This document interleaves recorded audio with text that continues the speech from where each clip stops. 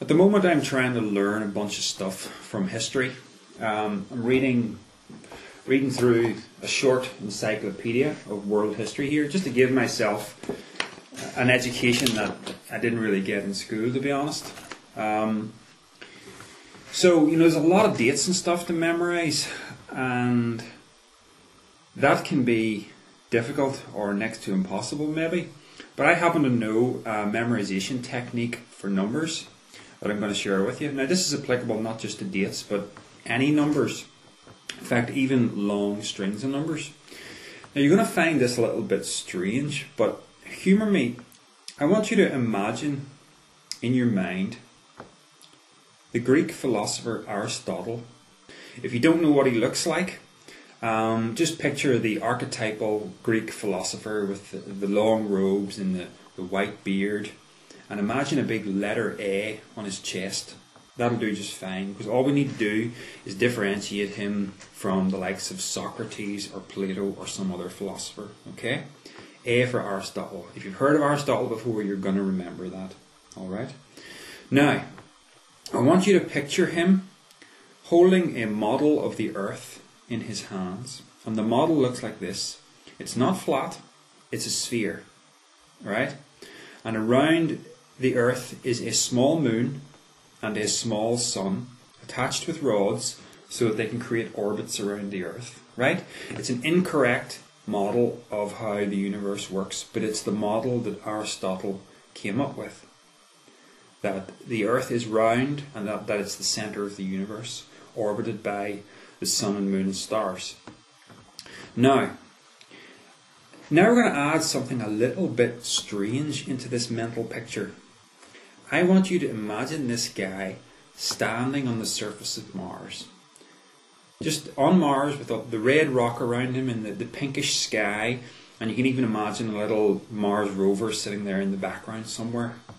Now, that's a pretty vivid picture. Okay, it's not a picture you're going to forget, not a picture you're going to mistake for anything else. A Greek philosopher with the letter A holding a model of the earth with the sun and moon orbiting the earth, standing on the surface of Mars. Now that's all you need to know to remember that Aristotle came up with his theory in 340 BC. Because that picture contains a code for that. Right? Now you might think at this point, oh no, hang on, I don't want to know any fancy complicated codes and things. I'm just going to sit and I'm going to go, right, Aristotle, round earth, centre of the universe, 340 BC, 340 BC, 340 BC. Now that's fine, you can do that and you can memorise for a time anyway that date is associated with Aristotle. But what if you had 100 dates that you wanted to memorise? That's not going to be an effective way of doing that. You're going to forget and you're going to get mixed up. And the reason this happens is because it's a little known fact about the human mind, and a really, really useful fact about the human mind is that memory works really well with pictures. It doesn't work very well with words, and it works even worse with numbers, but it works brilliantly with pictures. And most people just haven't really discovered that. So, the picture of Mars gives me the code of 340 BC. I'll explain why in a minute, right?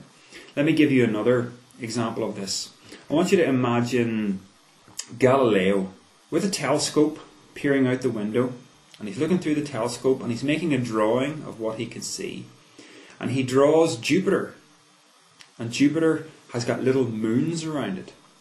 Okay? Now this is the first time anyone has seen anything like this. Up to this point most people have believed that the earth is still the centre of the universe, but here Galileo is putting the final death blow to that, because he has discovered that other bodies out there have orbits that do not relate to Earth, but they relate to other bodies. Right? So nothing, the earth is not central anymore. This is the final death blow to the old model proposed by Aristotle. So, with that picture in mind, I want you to imagine that the room he's in is actually a lab with Bunsen burners and beakers and chemicals and all sorts of stuff, and men in lab coats. Now the strange thing about this lab is that the men in lab coats, they all have weapons. And they're crouching by the windows looking outside with these weapons. And outside there are all these other men in black uniforms with weapons. And they're skulking about and looking for ways to get in while the scientists defend their lab. Okay? That picture contains the code for 1609. Right? So that's when Galileo used a telescope and discovered that, 1609 AD. Alright? Now that's stuck in my mind. It's vivid enough and strange enough that it's probably stuck in yours. And there's a code in there for 1609 AD. Okay, if you're curious enough, what is the code? The code is this. You take the numbers 0 through to 9 and you associate particular letters with those numbers. Okay, for 0 we're going to put Z or S. And the easy way to remember that is to think that 0 begins with Z. And S is like a Z back to front. For 1 we're going to have L because L looks like 1. For 2 we're going to have N because 2 is like a small n on its side, rotated 90 degrees. 3, similar rule, we're going to use M because 3 is like an M on its side. For 4 we're going to have R because it ends in that R sound. For 5 we're going to have V because it ends in that V sound, 5. You can also remember 5 if you happen to know that V is the Roman numeral for 5. For 6 we're going to have B because 6 looks a bit like a small b. For 7 we're going to have T because 7 resembles a capital T. For 8 you can use SH together, the sh sound, or you can have CH together, the ch sound. For 9 we're going to have G because 9 looks a little bit like a G. So there we go, there's our code. And here's how this works, and it's real simple. Once you take time to memorize the code, you can regurgitate dates quite quickly. So the Aristotle one on the surface of Mars. Well, take a look at the word Mars. You've got an M, right? So that's a 3. You've got an A. Now A is not on the number line, so we can forget that. Then you've got an R is 4.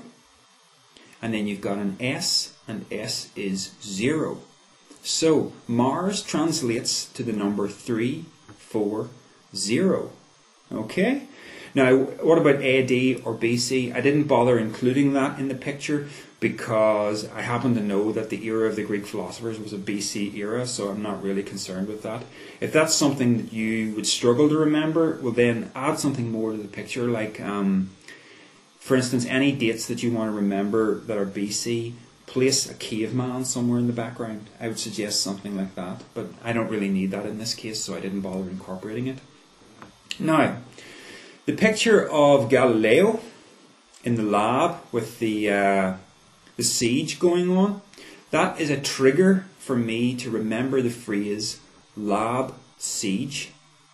Now, what does lab siege translate to? L is a 1, B is a 6, S is a 0, G is 9. So there you go, 1609, that's when he made that discovery. And you can use this code for any number of dates as long as you make the picture vivid and strange enough. Obviously when I wanted to remember those details about Galileo, I started off knowing on paper, not in my mind, but knowing on paper that it was 1609.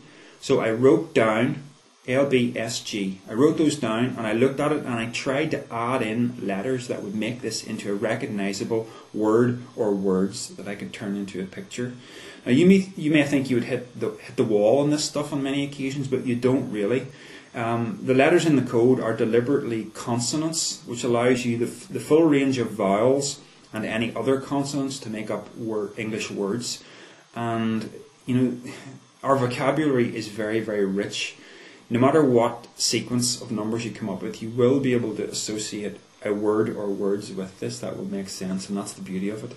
It really works.